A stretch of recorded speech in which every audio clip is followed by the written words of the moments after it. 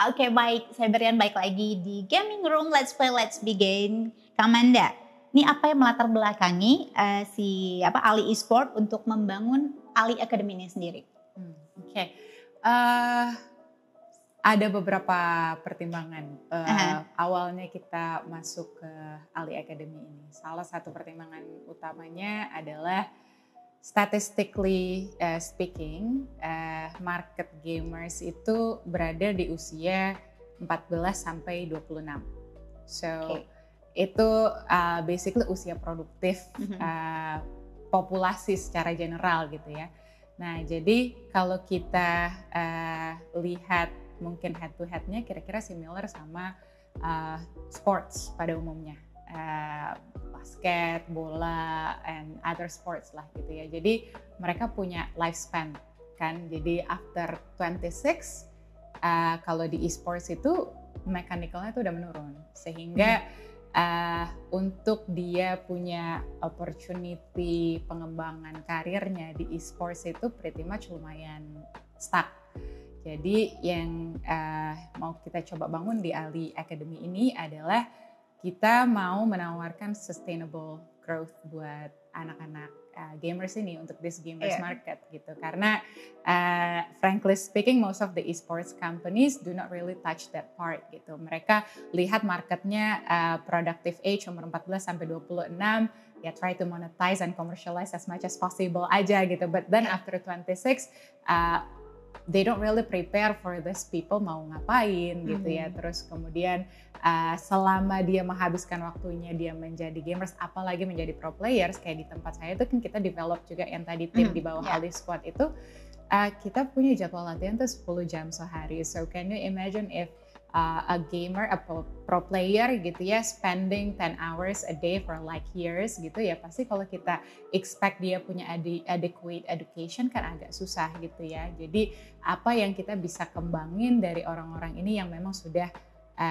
even sebenarnya mereka punya privilege karena mereka starting in their industry quite young gitu ya. Ya mungkin kayak kalau kita baru mulai kerja umur sekian 20 sekian, anak-anak ini udah mulai kerja di industri itu sebetulnya dari usia yang lebih muda. Cuman kan sayang banget kalau nggak ada yang peduli sama mereka after 26, mereka nggak bisa diapa-apain lagi gitu. So we try to create this curriculum yang tidak hanya mengajarkan untuk bermain game.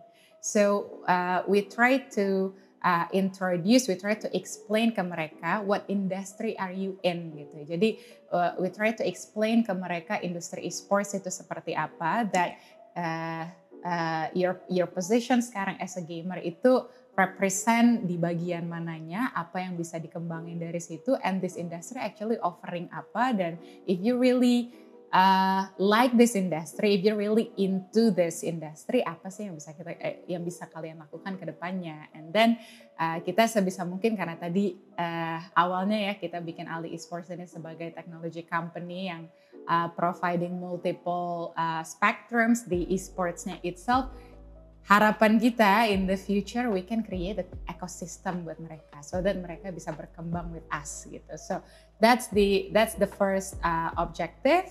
Dan yang kedua juga because technology is our core, jadi we try to utilize this technology untuk bisa provide apa yang lacking di esports. Nah, salah satu yang lacking di esports itu adalah data transparency. Nah, jadi kalau di say kayak NBA gitu, mereka punya Hall of Fame, mereka punya statistic players gitu kan, super easy to access gitu. Everybody knows kayak Stephen Curry sekarang ada di position apa, and then dia punya skor berapa dan lain-lain gitu kan, it's very very vivid gitu ya. Nah, untuk esports itself belum sampai to that level gitu. Nah, jadi at the end kalau misalkan kita talk about the players, salah satu main activation mereka adalah jual beli pemain atau sewa pemain gitu. And how can we create a standardized rate kalau kita nggak punya statistiknya? Nah, ini salah satu yang mau kita bangun lewat Ali Academy. Jadi karena tadi sasaran marketnya adalah institusi pendidikan di tingkat SMP dan SMA, harapannya adalah kita bisa grab this institusi pendidikan SMP SMA se-Indonesia dengan kurikulum yang tadi sudah standardized itu. Anyway, kita punya kurikulum itu di luar dari 16 sesi plus 2 ujian itu, kita punya scoring components is actually very comprehensive. Jadi kita ada penilaian kayak punctuality. Jadi karena ini sistemnya fully provided in our platform, even absensi aja udah otomatis. Real time ya berarti semuanya. Real time semuanya. Jadi kalau kayak absensi aja kayak telat 5 minutes gitu, it will affect your score gitu. So we try to, we try to teach the people, the students untuk bisa punctual, untuk bisa tepat waktu, untuk bisa disiplin gitu. Nah itu terus habis itu untuk dari in game-nya, terus untuk dari out game-nya, dan even actually ini one of the thing yang kita coba adopt dari kurikulumnya di US. Jadi di US itu most of the subjects gitu ya, mereka itu punya scoring komponen yang nilai ujiannya jauh lebih rendah daripada kelas participationnya. Jadi kayak saya kebetulan dulu sempat di US. Jadi waktu saya kuliah itu ada mata kuliah yang 80%-nya kelas participation dan profesornya tuh suka cold call gitu. Jadi that's how you teach the students how to fully understand the subject sebetulnya. Karena kalau kayak ujian gitu, itu cuma represent berapa persen dari total yang kita serap kan sebetulnya. Nah ini kita mau implementasikan juga di Ali Academy ini. Jadi scoring components di Ali Academy itu part paling besarnya itu adalah untuk out game-nya tadi. So sekitar 40%, sisanya kayak 20%, dan 20% lagi itu punctuality sama in game-nya.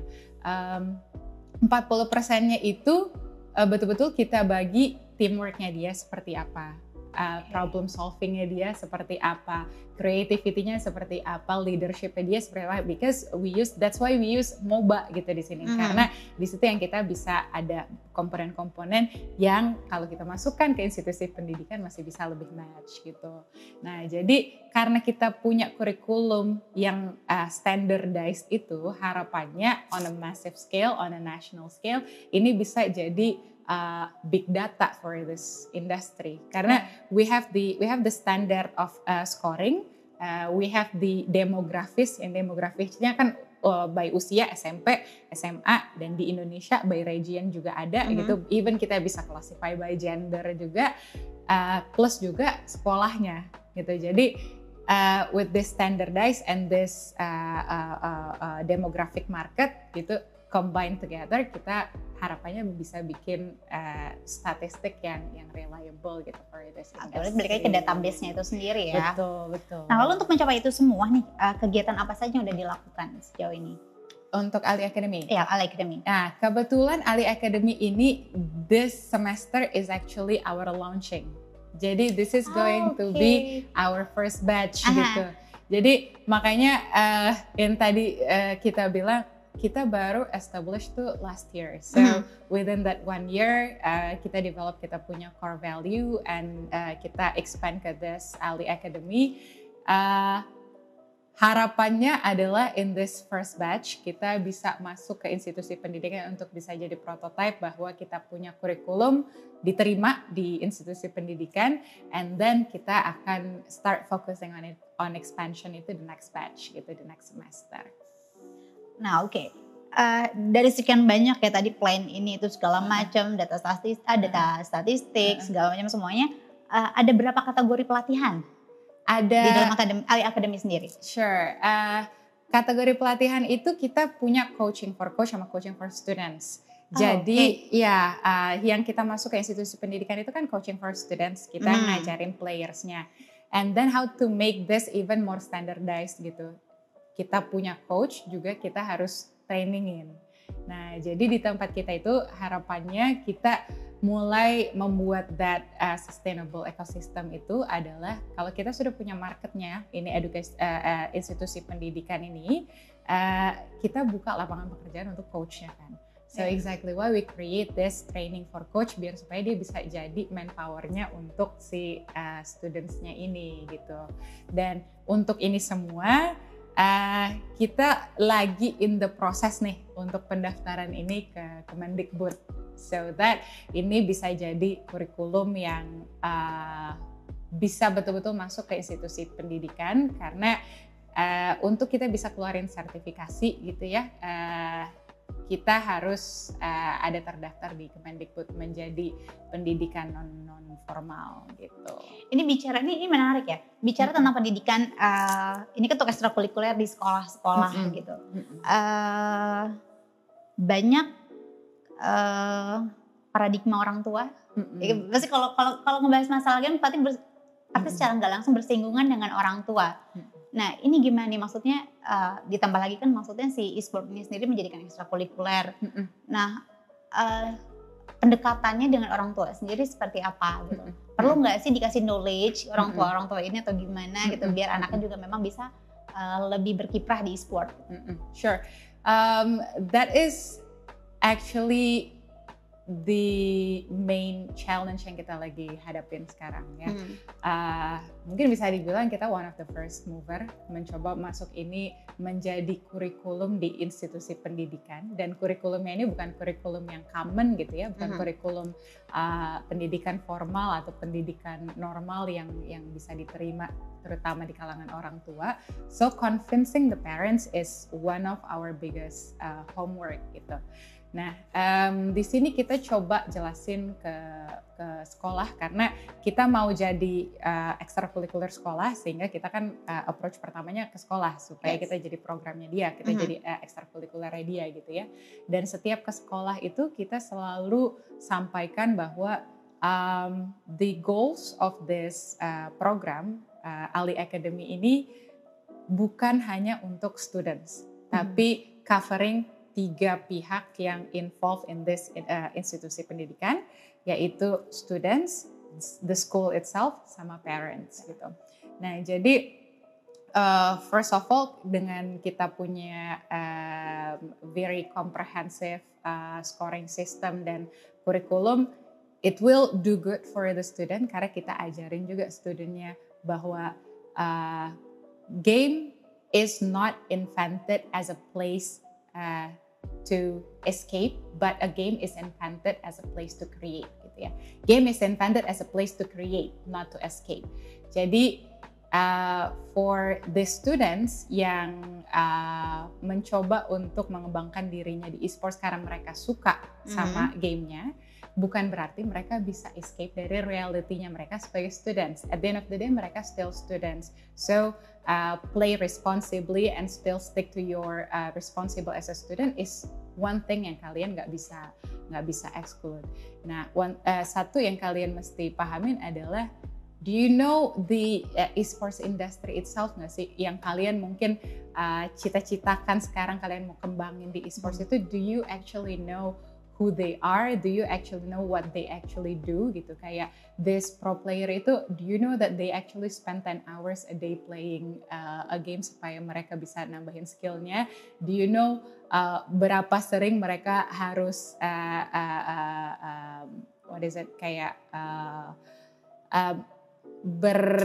berdamai sama dirinya sendiri pada saat mereka ada turnamen atau ada big challenge di depannya, dan nggak bisa iri sama anak-anak yang lain yang mungkin punya free time lebih banyak gitu daripada mereka.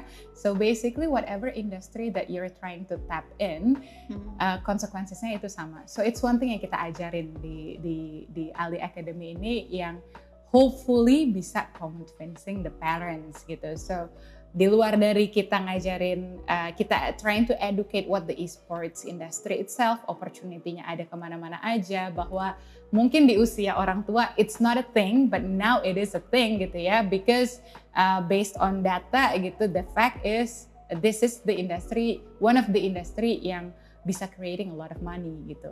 Tergantung bagaimana supervisionnya. The right supervision is one thing yang tetap harus we pay attention to, exactly why kita create kurikulum yang nggak cuman Yang penting anaknya jago main game. But the whole curriculum kita ajarin mereka the whole industry, what's the responsibility you are as a gamer and as a student. Karena still kita masuknya ke institusi pendidikan dan juga apa sih yang sebetulnya mau dicapai, apa sih yang bisa dikembangkan kayak gitu. Mungkin jadi lebih terarah ya mungkin ya dengan ada Ali Academy ini, nggak cuma sekedar game, main game, menang, dapat uang segala macam.